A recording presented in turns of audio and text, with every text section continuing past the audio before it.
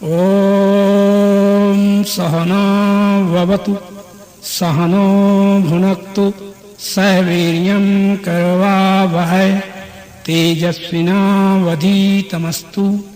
मां विद्विषावहै। प्रेम से बोलो सच्चिदानंद भगवान की।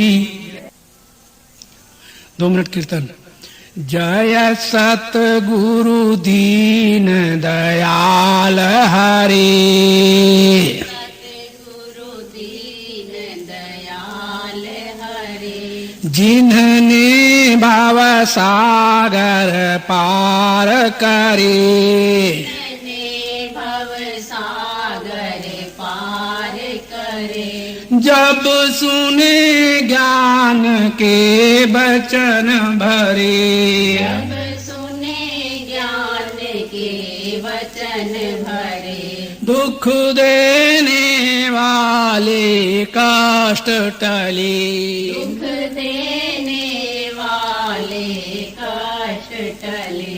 जय सतगुरु दीन दयाल हरे।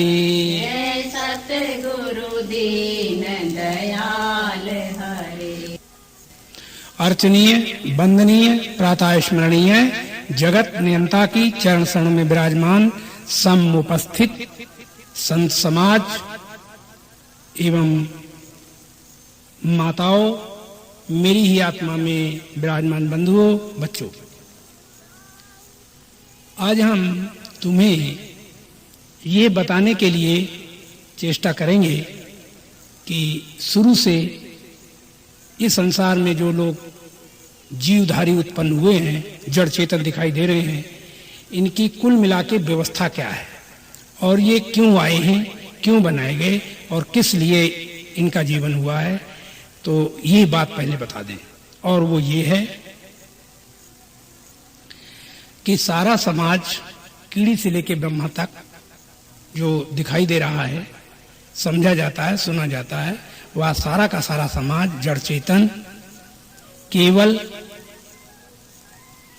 विनोद मात्र पैदा हुए हैं। और इस विनोद को जो लोग विनोद नहीं समझते, ड्रामा या लीला नहीं समझते, तो उनको यही जगत बांध लेता है। और जो इसको ड्रामा समझ करके इसमें खेलते हैं, उनको इस संसार में खेलने का ढंग आ जाता है और अछूते संसार में रहते हुए निकल जाते हैं। हमारी वास्तविकता ये है कि हम सबसे पहले हमें देखना होगा कि आखिर ये अपनी उत्पत्ति से पहले समस्त सृष्टि क्या थी। तो इसके लिए वेद ने सबसे पहले एक मंत्र कहा और उसमें ये कहा कि सदैव सोमेदमग्र आसीदेक मेवा अद्वितीयम। वेद ने कहा सबसे पहले आगे अलग एक सत परमात्मा था, या अल्लाह, गॉड, ईश्वर आदि नामों से जाना जाने वाला था। तो जो सबसे पहले सत, चेतन, आनंद एवं ज्ञान शब्दों से जिसको कहा गया, वह सबसे पहले सत होने के नाते था। और जब ये सृष्टि पुनः नहीं रहेगी, तब फिर वह सत, चेतन, आनंद एवं ज्ञान स्वरूप जो है वो शेष रह जाएगा। और जब वो शेष रह जाएगा तो ये वेद का, ये श्रुति का या ये वेदांत का नियम है कि जो पहले हो और अंत में न रहे, जो पहले हो और अंत में न रहे, वह मिथ्या कहलाता है। और जो पहले हो और अंत में रहे तो मध्य में उसके और कोई दूसरी वस्तु नहीं हो सकती। जैसे हमारे पास पहले चीनी है और चीनी के हमने हाथी, घोड़े, खिलौने बनवाए, और जब हाथी, घोड़े, खिलौने दुर्गा, काली, राम, कृष्ण को चीनी के बनवाए, तो जब चीनी के बनवाए तो हम पूछेंगे कि सबसे पहले चीनी थी और चीनी के बने खिलौने और इन खिलौनों को पुनः पीस देने पर फिर वह चीनी रह जाती है। ठीक इसी तरह सबसे पहले एक परमात्मा सत नाम से यानी सत शब्द से जाना जाने वाला था और उसके अंदर ये गुण थे, ये सिद्ध थी, ये उसका स्वभाव था कि वो सत, चेतन, आनंद एवं ज्ञान के नाम से जाना जाने वाला था। उसी को कुछ लोगों ने राम, कृष्ण, ब्रह्मा, विष्णु, शंकर इत्यादि कह करके बुलाया है, उसको कहा है। तो मैं ये समझाना चाहता हूं कि सबसे पहले एक सत था, अंत में सत रहेगा और मध्य में जब उसके जो ये सृष्टि बन के दिखी तो देखना ये होगा कि चीनी जैसे सत पहले थी और अंत में सत रहेगी। तो बीच में जो खिलौने हैं जब मीस दिए तो फिर चीनी हो गए। तो देखना ये है कि खिलौनों में चीनी है कि चीनी में खिलौने हैं। तो जब हमने देखा कि चीनी जहां रखी है वहां उसमें खिलौने ढूंढे तो नहीं मिले, मैंने खिलौने थे ही नहीं, चीनी थी।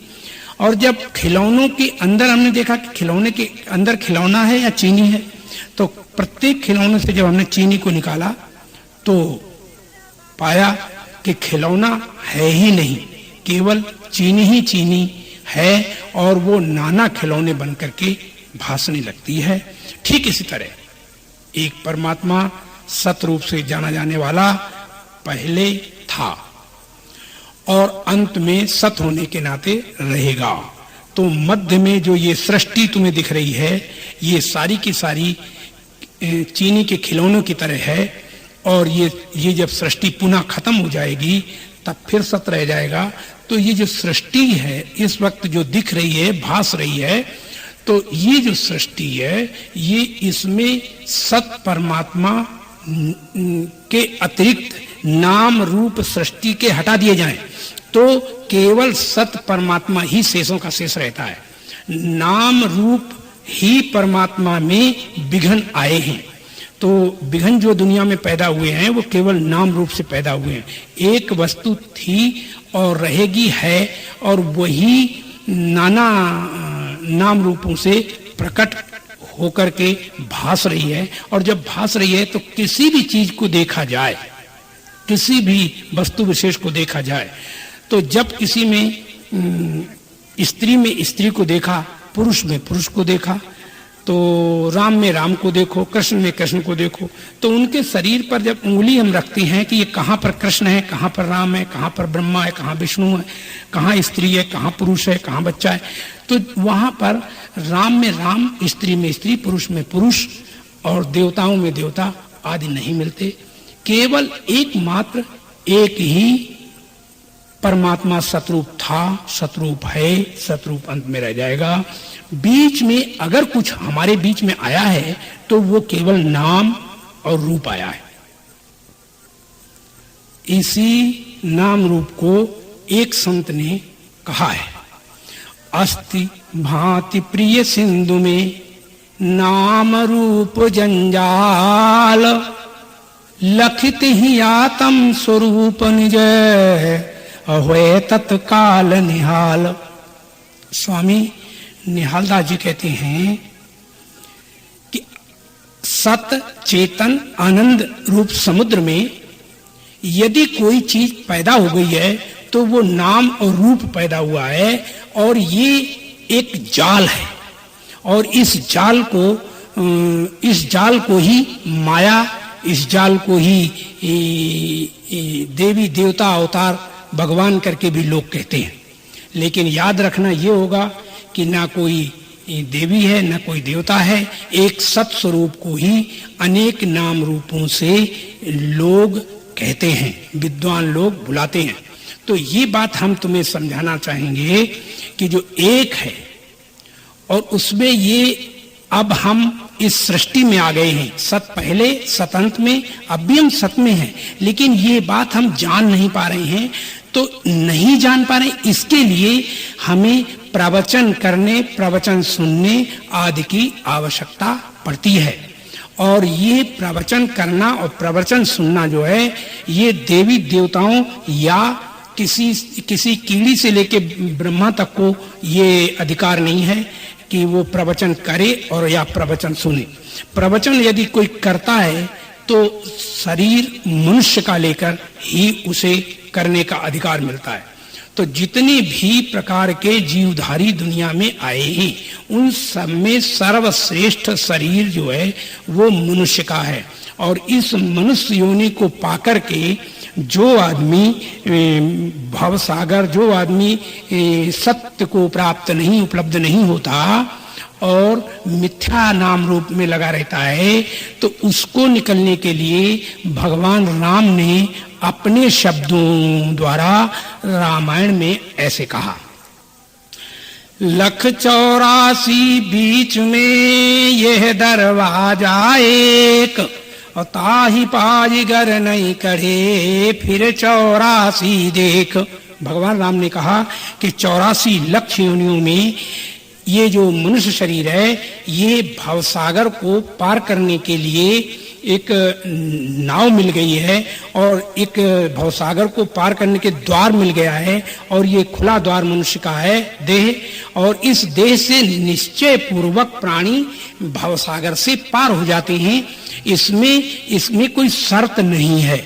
यद्यपि संसार के संत महात्मा गुरु पीरों ने बहुत सारी बातें कही हैं, लेकिन धन्य वो राम हैं जिन्होंने हमें ये बात कही मुझसे कि 184 बीच में यह दरवाजा एक, और ताहि पाज गर नहीं करे फिर 84 देख।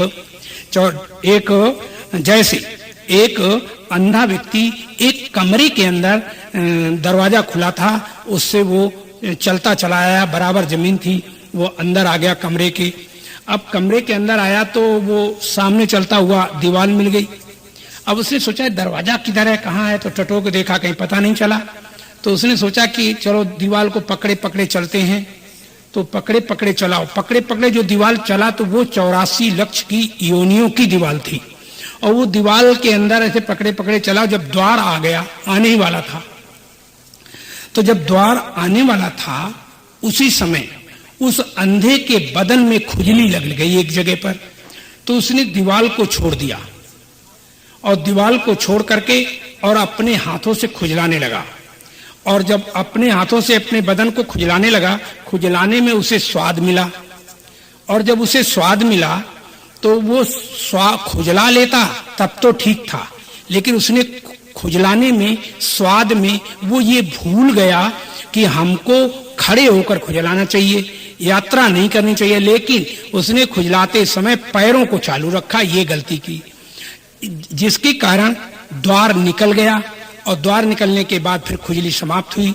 फिर उसने दीवार को पकड़ लिया। अब फिर 84 चक्कर काटेगा कि नहीं, और अगर फिर कहीं खुजली लग गई तो फिर दोबारा चक्कर काटेगा।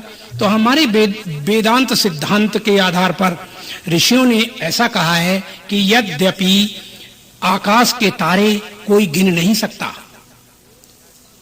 यद्यपि रेत के कण कोई गिन नहीं सकता, तथापि कोई गिन भी ले, ये हो सकता है, संभव हो सकता है कि कोई गिन सकता है। लेकिन इतना सब गिन लेने पर भी तुम्हारी कितने 84 चौकड़ी युग बीत गए हैं, 84 योनियां तुम काट के आए हो और ये तुम नहीं जान सकते। तो इसलिए ये मनुष्य जन्म जो मिला, इसको भवसागर पार होना है। जाना कहां है? तो तुलसीदास ने लिखा कि प्रकृति पार प्रभु सब उर्वासी। भगवान कहां है? प्रकृति पार प्रभु सब उर्वासी। भगवान कहां रहता है? प्रकृति से पार। प्रकृति क्या है? नाम और रूप। और नाम रूप से पहले जो स्पंदन होता है, उस स्पंदन का नाम, स्वतंत्रता का नाम प्रकृति है, स्वभाव है। भगवान का स्वभाव के द्वारा ये नाम रूप सब प्रकट हुए। और नाम रूप को जो सत्य मान लेता है, जो नाम रूप को सत्य मान लेता है, वह संसार में फंस जाता है।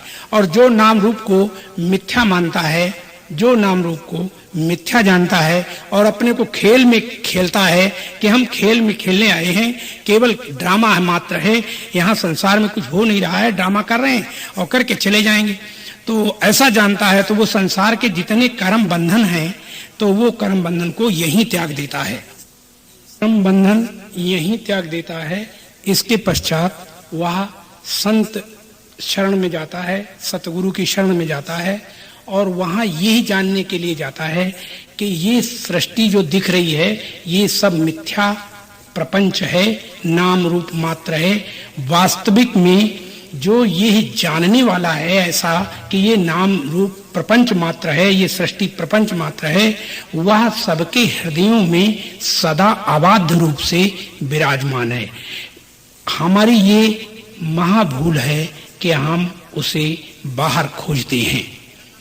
और इसी बात को समझाने के लिए संतों ने कहा कि काहे रे बन खोजन जाई, सर्वनिवासी सदा अलेपा तो ही संग समाई। ज्यों तिल माही तेल है चकमक में ज्यों आग, और तेरा साईं तुझ में जाग सके तो जाग। कबीरदास ऐसे कहते हैं कि गढ़ी जो अपने हाथों से प्रभु ने 9 महीने में, बनाकर मूर्ति सुंदर है बैठा आप सीने में। न कोई पूजता उसको लगे मृग जल के पीने में, उसे खोजते फिरे मक्का मदीने में। जा कारण बन बन फिरो सो बैठा घट माही, और वस्तु कहीं खोजो कहीं कैसे पाओ ताही। इस बात को समझाने के लिए एक बुढ़िया का रुपया खो गया और रात्रि होने के नाते वह बुढ़िया रोड के ऊपर खम्भों के ऊपर बत्तियां जो जल रही थी तो एक खम्भे के नीचे रोशनी थी, उस रोशनी में वो बुढ़िया अपने रुपए को खोजने चली गई और खोजने लगी। खोज रही थी तभी कोई एक महापुरुष आए, एक व्यक्ति आया, तुम्हारे जैसा भी हो सकता है। तो उसने बुढ़िया को खोजते देखा तो उसने कहा कि माँ तुम यहाँ क्या कर रही हो? तो बुढ़िया ने कहा कि हमारा रुपया खो गया है, उसको हम ढूंढ रही हैं। तो उस सज्जन ने कहा कि जब रुपया खो गया और ढूंढ रही हो तो वो रुपया किधर गिरा है हमें बताओ, हम तुम्हें ढूंढा देते हैं। तो बुढ़िया के मुख से निकला कि रुपया तो बेटा घर में गिरा है। तो बोली फिर यहाँ क्या कर रही हो? बोले घर में अंधेरा है और यहाँ उजाला है, इसलिए मैं यहाँ ढूंढ रही हूँ। तो प्यारे याद रखो, तुम्हारी ये चाल बुढ़िया की चाल नहीं है, ये सारी सृष्टि की चाल है। सारी सृष्टि में जितने संत महात्मा गुरु पीर जितने तुम्हें दिखाई दे रहे हैं, ये सब किसी न किसी वस्तु को खोजते हैं। किसी ने पूछा कि जब भी कोई क्रिया की जाती है तो उस क्रिया करने से पहले उसके पास अभाव नाम की वस्तु होती है और उस अभाव को मिटने के लिए वह सारी क्रियाएं करता हुआ पूरे जीवन लगा देता है और उसे उसका अभाव निवृत्त नहीं होता और लगा रहता है। जैसे बुढ़िया वस्तु कहीं खोज कहीं रही, वैसे ही हम अपने से अलग अभाव की वस्तुओं से, व्यक्तियों से, देवी देवताओं से, अवतारों से अभाव की निवृत्ति करना चाहते हैं, जबकि वह अभाव की निवृत्ति कोई करा नहीं सकता दुनिया में। क्योंकि ऐसा देखा पाया जाता है कि इस सृष्टि में एक ही व्यक्ति को सारी दुनिया की चीजें दे दी जाएं, सारे त्रैकाल जगत के ऐश्वर्य दे दिए जाएं, तो भी उसको तृप्त शांत नहीं देखा पाया जाता। और उसको भोगने की ताकत भी दी जाए और उसको प्राप्त करने के लिए अधिकार भी पूरा दिया जाए, तो भी उसको तृप्त नहीं कोई देख पा सकता। तो यही तृप्ति को जानने के लिए हम संत महात्मा गुरु पीरों के पास जाते हैं और तृप्ति तो वहां मिलती नहीं। तो होता क्या है? होता यह है कि वो लोग नाम रूप को देकर के कहते नाम ले लो, इसे जपो, ध्यान करो, समाधि करो, योग करो, पूजा पाठ करो, तप जप करो और इससे तुम्हारा अभाव मिट जाएगा। और वो ये नहीं जान पाते कि कभी अभाव जो है वो किसी क्रियाकलाप से नहीं मिट सकता, किसी आशीर्वाद से ये अभाव की निवृत्ति नहीं होगी। ये निवृत्ति तभी होगी जब तुम उसको जान पाओगे। और जिसको जान पाओगे उसके जानने के लिए ये मनुष्य जन्म पर्याप्त है। तो आगे हम तुम्हें ये समझाना चाहते हैं, ख्याल में लो कि हमें अब जाना कहां है। तो जैसे कि ऋषियों ने कहा, संतों ने कहा कि प्रकृति पार प्रभु सबुरबासी, तो हमें जाना है प्रकृति से पार। तो प्रकृति से पार तभी हम जा सकते हैं जब प्रकृति को पहले जाने। तो प्रकृति क्या है? नाम रूप और जो गुण धर्म है वो सत, चेतन, आनंद एवं ज्ञान, और उसी ज्ञान स्वरूप ये सब जो गुण धर्म है वो सब सत परमात्मा के स्वभाव हैं, और इन्हीं स्वभावों से उस परमात्मा को जाना जाता है।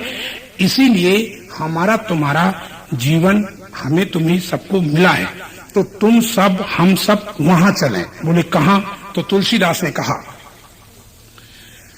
तुलसीदास इस विषय में कहते हैं, दैहिक दैविक भौतिक तापा राम राज्य नहीं काहू व्यापा। तुलसीदास ने कहा कि जो फोड़ा फुंसी या चाकू या भाला बर्छी लग जाते हैं या फोड़ा फुंसी निकल आते हैं, उससे जो एक पीड़ा होती है वो पीड़ा जहां नहीं होती वहां चलना है। और फिर आगे कहा कि जहां पत्नी पुत्र धन मकान दुकान विद्या अधिकार जहां नहीं मिलता नहीं होता वहां एक पीड़ा होती है, वह पीड़ा भी जहां नहीं होती वहां चलना है। और तीसरी पीड़ा के विषय में कहा है, जहां सर्दी गर्मी और ज्वर आदि से जो पीड़ा उत्पन्न होती है वह जो पीड़ा है वो वहां नहीं होती, जहां वहां राम राज्य है और उस राम राज्य में चलना है। इसी बात को तुलसीदास ने कहा था कि दैहिक दैविक भौतिक तापा राम राज्य नहीं काहू व्यापा। ये तीनों प्रकार के ताप राम राज्य में नहीं व्यापते, इसलिए हमें सबको जहां ये ताप नहीं व्यापते, कष्ट नहीं व्यापते, वहां चलना है। और वहां चलना है उसके लिए हमें ये मनुष्य जन्म मिला है। इसी बात को समझाते हुए भगवान कृष्ण ने गीता में कहा कि न तद्भास्ते सूर्यो न शशांको न पावका यद गत्वा न निवर्तन्ते तद्धाम परमम मम। अर्जुन को समझाते हुए भगवान कृष्ण कहते हैं कि हे अर्जुन, जहां सूर्य चंद्रमा विद्युत अग्नि आदि की रोशनी या योग के अंदर दिखने वाली रोशनी जहां नहीं पहुंच सकती और वापस लौट आती है, वहां चलना है, वहां मेरा वो परम धाम है। समझना ये होगा कि कृष्ण अर्जुन के सामने खड़े हैं, तो अगर कृष्ण ही भगवान थे, कृष्ण ही हमारा लक्ष्य था, तो कृष्ण सामने खड़े होके कह रहे हैं अर्जुन रो रहा है और कृष्ण सामने खड़े हैं, तो ये लक्ष्य तो पूरा नहीं हुआ। तो इसलिए इस लक्ष्य को पूर्ति के लिए भगवान कृष्ण ने ये बात कही कि हे अर्जुन, तुम वहां चलो जहां सूर्य चंद्रमा विद्युत अग्नि आदि की रोशनी जिस जगह को प्रकाशित नहीं कर सकती और वापस लौट आती है, उस परम धाम को चलो। उस परम धाम को चलने के लिए हमें ये मनुष्य जन्म मिला है। वहीं पर हमारी पूर्ण तृप्ति की तृप्ति है और उस जगह जाकर नाम रूप बाध हो जाता है। तो इसलिए तुम्हें समझाते हैं कि जिसने नाम रूप को अब भी बाध जान लिया है और नाम रूपों में खेल रहा है, तो जानता है कि ये मेरा रूप जो है वो ड्रामा का बना हुआ नाम रूप है, वास्तविक नहीं। तो वह इस संसार से ऊपर उठ जाता है और ऊपर उठ के उस सत्य परमात्मा को उपलब्ध हो जाता है। तो उस सब सत्य परमात्मा को उपलब्ध करने के लिए आगे कहा गया। भगवान राम और रावण की हम एक तुलना तुम्हारे सामने प्रकट करते हैं, और वो ये तुलना है कि राम और रावण दोनों एक ही राशि के हैं। और दूसरी बात कि राम राजा है, रावण भी राजा है। राम गृहस्थी है तो रावण भी गृहस्थी है। तो रावण भी विद्वान है तो राम भी विद्वान है। तो रावण भी बलशाली है तो राम भी बलशाली है। माने पाया जाता है कि राम और रावण में किसी प्रकार की कोई कमी नहीं है, किसी प्रकार की कोई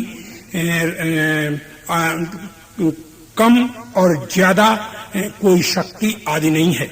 लेकिन फिर भी समझना ये होगा कि राम भगवान कहे जाते हैं और रावण जो है वो राक्षस कहा जाता है।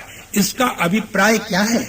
इसका अभिप्राय ये है कि राम जो हैं और रावण में जो अंतर है कुल मिला के वो इतना है कि रावण क्या करता है कि तेहि बहुविधि त्रासहि देश निकासहि जो कहे वेद पुराणा। जो वेद पुराणों को कहता उसके राज्य में तो उसको राज्य से बाहर निकाल देता, उसको त्रासता माने कष्ट देता और उसको बाहर निकाल देता। और इधर क्या होता है कि भगवान राम की समस्या क्या है कि राम जब आते हैं अपने धाम में तो राम क्या करते हैं कि एक बार रघुनाथ बुलाए असुर दुज पुरवासी सब आए।